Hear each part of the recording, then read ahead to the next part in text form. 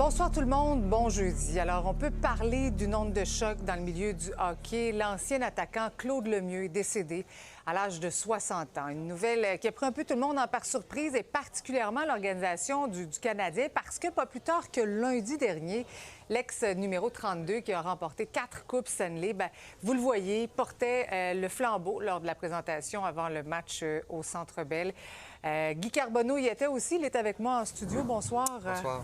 Vous êtes d'abord mes sympathies parce que vous le connaissiez bien et vous y étiez également lundi. Vous avez pu jaser un petit peu avec? Oui, puis c'était quand même un onde de choc aujourd'hui. La nouvelle commençait à sortir. Alors, un petit peu avant, un petit peu comme on le voit là, dernièrement, là, on voulait être certain que la nouvelle soit réelle. Puis comme je t'ai dit, moi, j'ai eu la chance de le voir lundi, lors de la soirée du Canadien de Montréal, lorsqu'il a porté le flambeau. On a eu la chance de parler une dizaine de minutes dans le Salon des Anciens. Il était là avec ses 2 fils. Il semblait être bien. Alors, c'est encore plus une grosse surprise aujourd'hui. Bien triste, tout ça.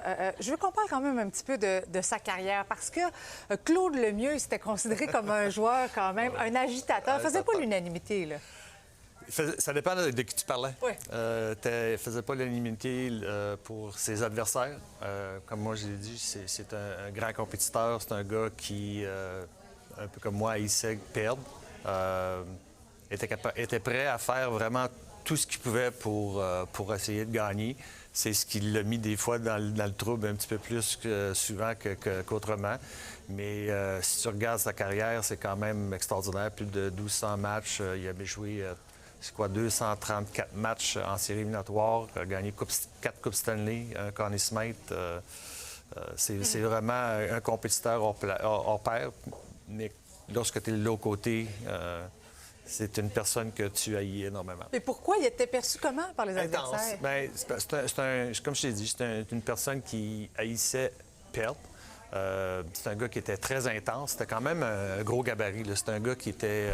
il n'était pas 6 pieds 4, là, mais c'est un gars qui était quand même assez pesant, qui jouait lourd, n'haïssait pas faire frapper l'adversaire. Hargné, il était quand même une personne qui parlait énormément sur la patinoire. Ça fait que, Ah oui. comme je dis, essayer de tout ce qu'il avait à faire pour déranger l'adversaire, il était prêt à le faire. Alors, ça l'a mis dans le trouble plus souvent qu'autrement.